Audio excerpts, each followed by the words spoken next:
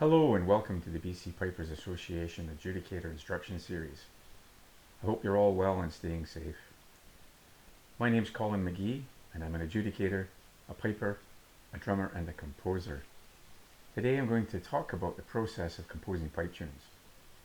I've been composing pipe tunes for more years than I care to remember, and I published a collection of music back in the 90s entitled the Victoria Collection. While I have composed a good number of tunes, the one that's most recognized with my name is the jig Troy's Wedding. Still gets a fair amount of airplay today. My piping and drumming experience was primarily as a piper in the pipe section of the City Victoria Pipe Band and also as the lead drummer for a number of years. I'm currently the lead drummer of the Greater Victoria Police Pipe Band and still having fun in this wonderful world of piping, drumming and pipe bands. I'm sure every composer has their own personal methodology for composing tunes, and they are all equally valid approaches. I can only share the steps I generally take when coming up with what I always hope is new material.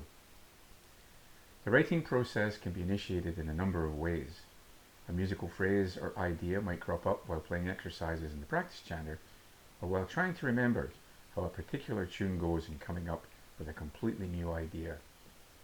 Another approach is to sit down with the intention of writing a particular type of tune based on a personal goal or a commission from someone who wants to be recognized in a special occasion. When trying to come up with a tune for a special occasion, there are things to take into consideration, such as, is it a happy event, a sad occasion?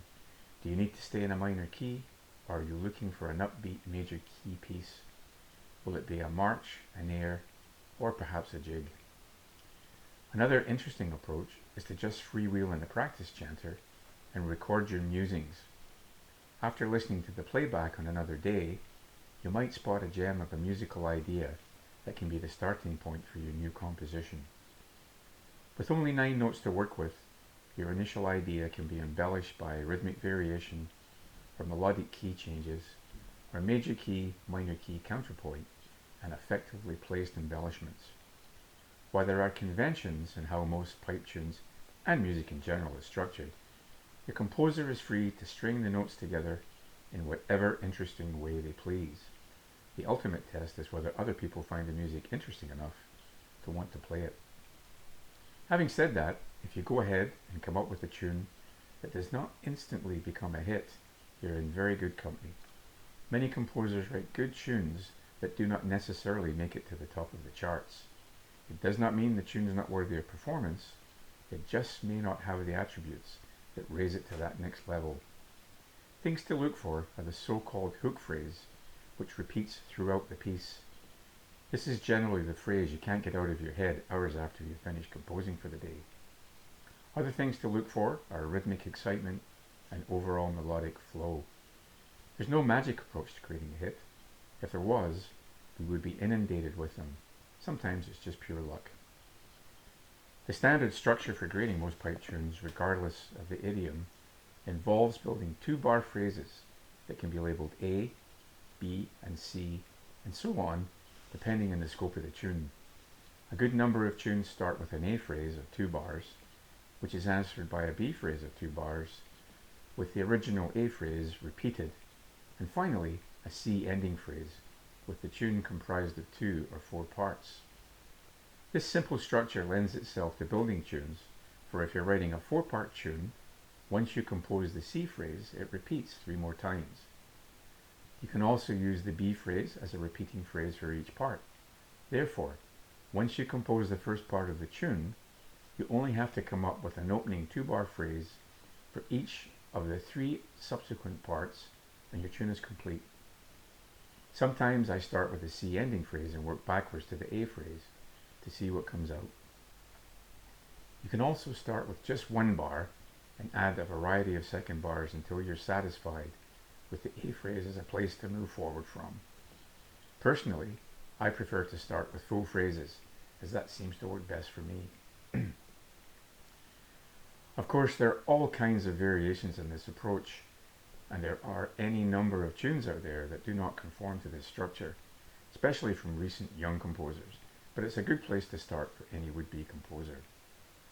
I intend to include grace notes and doublings as I progress, but it's not essential, as you can go back and add the embellishments once you have the melody constructed. The final review and editing generally results in some final adjustment of the grace notes. The step-by-step process of creating a tune can be drawn out over several weeks or even months as a tune develops, and you may be stuck in the third part for an opening phrase or some other part of the tune. Other times, the tunes just flow from part to part, and you're finished before you even know you've completed the piece. These tend to be the tunes that turn out to be favourites. Years ago, I would jot down my initial ideas in a piece of manuscript, building the tunes and refining the work as I progressed. Fortunately, today we are blessed with digital tools that make the composer's job much easier. There are notation software packages such as BMW Gold and Colmore, which allow you to create your score by selecting and pasting notes from a palette. I generally start with a sound recorder on my iPad and store the developing tune in phrases. I may have 3 or 4 B phrases for a part and several versions of the C ending phrase, and this all eventually gets refined until I have completed the tune and have it all recorded. It's then a straightforward process of creating the musical notation from the final recording. I found over the years that creating the notation as the tune develops slows me down and gets in the way of the creative process. A word of caution. Once you have the first part completed, and before you get too far into the tune, it's a very good idea to check with a few other pipers to make sure you've not plagiarized an existing piece. This happens to even the most famous of composers, such as the late George Harrison of the Beatles, who came up with the tune My Sweet Lord, only to be sued for copyright by the group the Chiffons, who previously wrote a similar tune, She's So Fine. Although George's plagiarism was unintentional, he still lost the lawsuit.